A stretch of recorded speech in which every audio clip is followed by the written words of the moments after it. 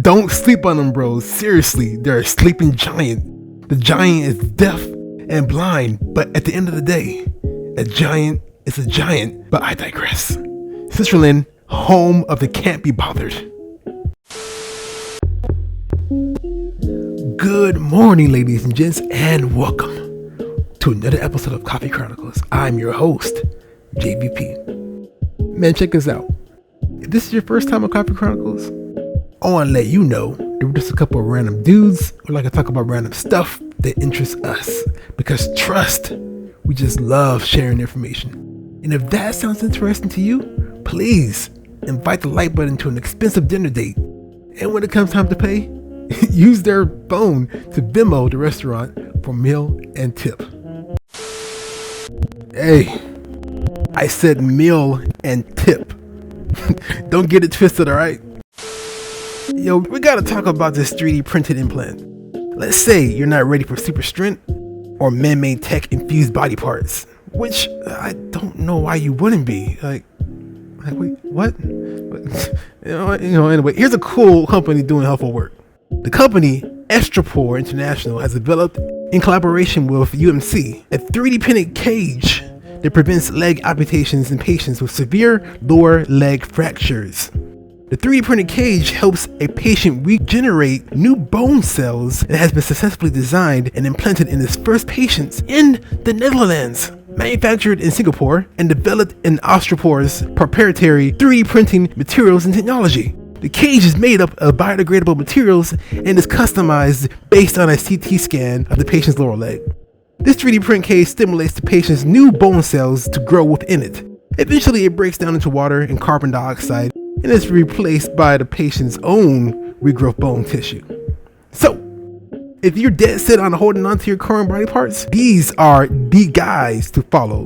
And that's it. Thanks for watching. Have a good rest of your day. See you later, nerds. Already gone? Alright, sweet. Now, if you're like me, and you want to help out the Avengers in their next fight, oh, we on.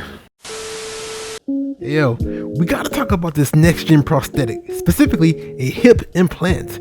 This implant is a carbon fiber reinforced PEEK ring between the ceramic head and cup. Currently, is keeping pets active and has not required revision surgery. This technology could extend the services of human implants fourfold. Fourfold. So 4 times the number. Yeah. The company in question is Kryo, a Swiss company. And you may ask, what have the Swiss given us so far? Well, chocolates, watches, army knives, clocks, Logitech, and of course, tech. Switzerland is booming in the tech industry. Hundreds of companies are operating within the crypto and blockchain industries. They streamline processes left and right. So it's safe to say that they are a big player in the game. And yet, I see people throwing shade, mad shade online, just because they choose to stay neutral and, well, damn near everything. Hey, don't sleep on them, bros. Who are we? Who are we to throw shade at the Swiss? Come on, bro. We're bigger than that. We're better than that. Insert the World War meme.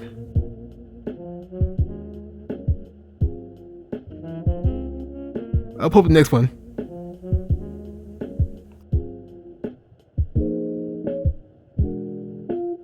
Alright, get the COVID one online.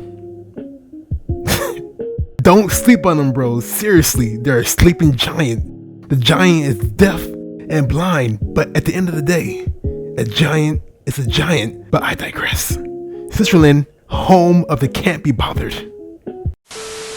More than 6,000 PEEK-based hip prosthetics developed and implanted successfully in dogs and cats without requiring any revision surgery to date. All fabricated from Evonik's partner, VistaKeep. Now, Evonik is partnering with medical specialists at the Center for Knee and Hip Replacement at Massachusetts General Hospital, Mass General. And this is in Boston, and this is to test the technology for complex joint prosthetics in humans.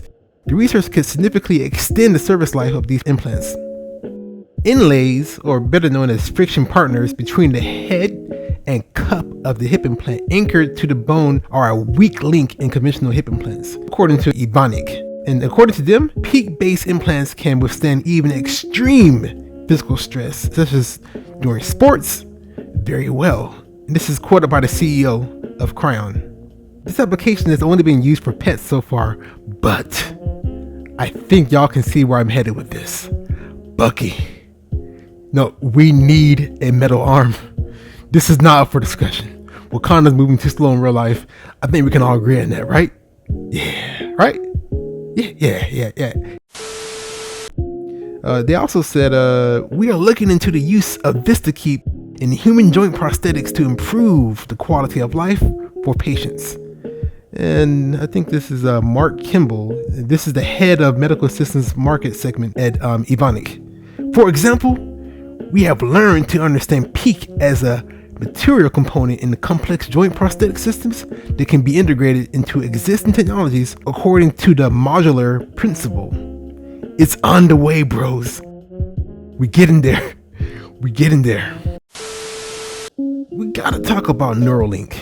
I'm very sure you guys know about this, but for those who don't know, Neuralink is a neurotechnology company developing implantable brain-machine interfaces. They're just calling them BMIs. And it's founded by Elon Musk. The interface could allow people with neurological conditions to control their phones or computers with their mind. Yes. This would let people achieve what Elon says as AI symbiosis, which allows the human brain to merge with artificial intelligence. And this is his words, by the way, such that the future of the world is controlled by the combined will of the people of Earth. I think that's obviously going to be the future we want. And I can get behind his words on that too, man. Right now, the device is restricted to the surface of the brain. It doesn't tunnel into the deeper regions. Many important functions, such as movement, vision, and hearing, happen on the brain's surface. And he quotes, like a Fitbit in your skull with tiny wires. The device will be quite expensive when it first launches, but he wants to get the price down to a few $1,000s. He quotes, I think it should be possible to get it similar to LASIK's. Yeah, you know, the eye surgery. That'd be pretty interesting. They have made some pretty cool leaps and bounds, such as Gertrude. Now, who and what is Gertrude? Well, she's a pig with a chip implanted.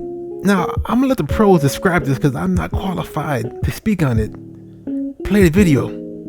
Okay, this is a high energy pig.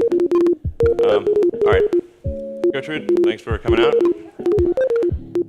So what the beeps you're hearing are real-time signals from the Neuralink in Gertrude's head. So this Neuralink connects to neurons that are in her snout. So whenever she snuffles around and touches something with her snout, that sends out neural spikes, which are detected. All right, cool. So as you can see, we have a healthy and happy pig. She's had the implant for 2 months. So this is a healthy and happy pig with an implant that is 2 months old and working well. Yeah. So here's Dorothy.